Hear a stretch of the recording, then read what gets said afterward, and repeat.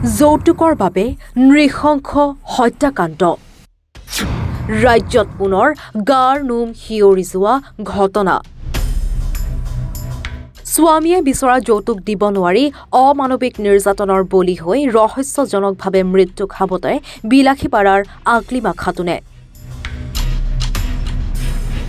যৌতুকৰ বাবে আকলিমাক হত্যা কৰি আত্মহননৰ ৰূপ দিয়াৰ অভিযোগ উত্থাপন হৈছে আকলিমাৰ স্বামীৰ বিৰুদ্ধে উল্লেখ্য যে ৫ মাহ পূৰ্বে বিলাসীপাৰাৰ চুৱাপাতা দ্বিতীয় খণ্ড গাঁৱৰ আকলিমা খাতুনৰ বিবাহ হৈছিল গোৱালপাৰা জিলাৰ বগুৱান থানাৰ অন্তৰ্গত থেপকাই গাঁৱৰ জিয়াৰুল ইছলামৰ সৈতে বিবাহৰ পাছৰে পৰা আকলিমাৰ স্বামী জিয়াৰুল ইছলামে যৌতুক বিচাৰি আকলিমাৰ ওপৰত অমানৱিক নিৰ্যাতন চলোৱাৰ অভিযোগ উত্থাপন হৈছিল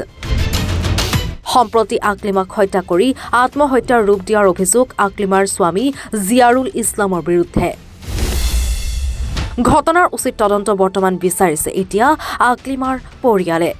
আমাৰ ধুবুৰী জিলাৰ চুৱাপাতা দ্বিতীয় খণ্ড গাঁৱৰ আকলিমা খাতুন দেউতাকৰ নাম হ'ল আমজাদ আলী বয়স আনুমানিক 20 বছৰ হ'ব আমাৰ এই ছোৱালীজনীৰ 5 মাহমান আগত গোৱালপাৰা জিলাৰ বগুৱান থানাৰ অন্তৰ্গত চিঙিমাৰী থেপকাই গাঁৱৰ জিয়াউল ইছলাম দেউতাকৰ নাম হ'ল আব্দুৰ ৰহিম এই জিয়াউলৰ লগত বিবাহ পাছত আবদ্ধ হয় বিবাহ পাছত আবদ্ধ হোৱাৰ পিছৰে পৰাই শাৰীৰিক মানসিক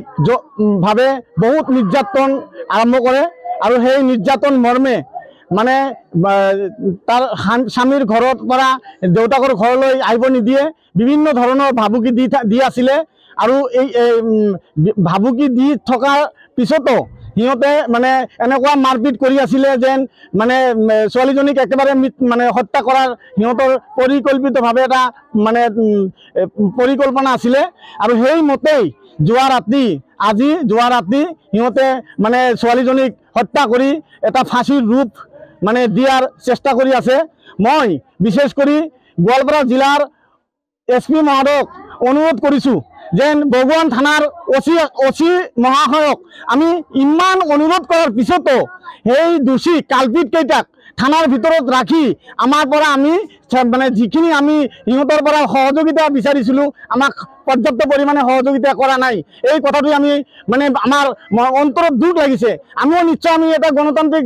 দেশৰ নাগৰিক হয় এজনী ছোৱালীক এনেকৈ হত্যা কৰাৰ পিছত এই ঘৰত মৃত্যু হয় আৰু হত্যা কৰি তাইক মানে তেনেকুৱা এটা পৰিৱেশত ৰাখি দিলে মানে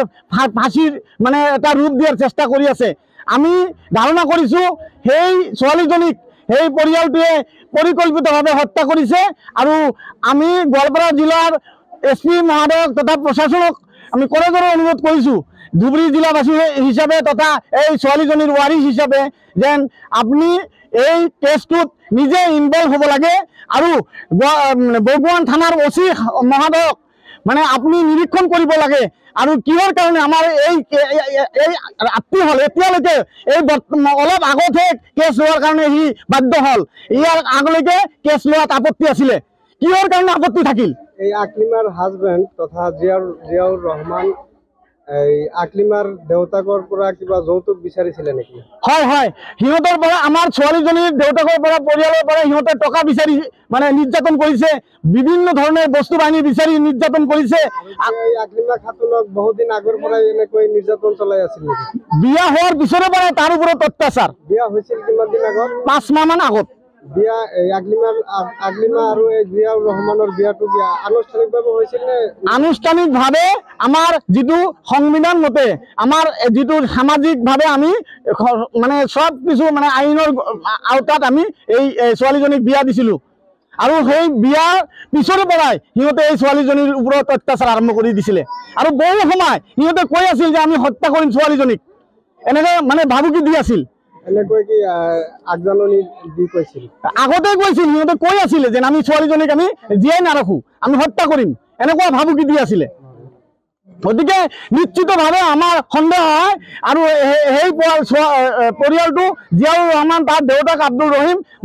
মানুহজন বহুত বেয়া সেই অঞ্চলৰ মানুহে কোৱা মতে সেই পৰিয়ালটো বেয়া হয় গতিকে এই ছোৱালীজনীক নিশ্চিতভাৱে আমাৰ দাউদ সিহঁতে হত্যা কৰিছে আৰু হত্যা কৰি তাক আত্মহত্যাৰ এটা ৰূপ দিয়াৰ চেষ্টা কৰি আছে ইয়াত বগুৱান থানাৰ ওসি নিশ্চিতভাৱে ইয়াত আমাক অন্যায় কৰি আমাৰ এই কেছটো লোৱাত সি পলম কৰিল গতিকে আমি বগুৱান থানাৰ ওসি মহাশয়ক আমাৰ গোৱালপাৰা জিলাৰ SP মহাশয়ে যেন তাক তীক্ষ্ণ নজৰ দি আমাৰ এই দুৰ্ভগীয়া ছোৱালীজনীৰ যেন ন্যায় দিয়ে এইটোৱে আমাৰ ছোৱালীৰ ৱাৰিছ হিচাপে আমি অনুৰোধ কৰিছোঁ ব্যুৰো ৰিপৰ্ট এনি ভাৰত 24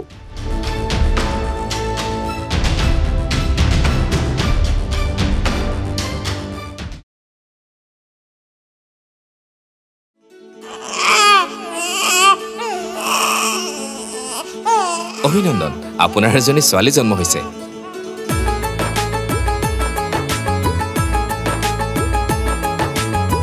লাহি পাহি এজনী পৰি আহিলে ঘৰখন উজলি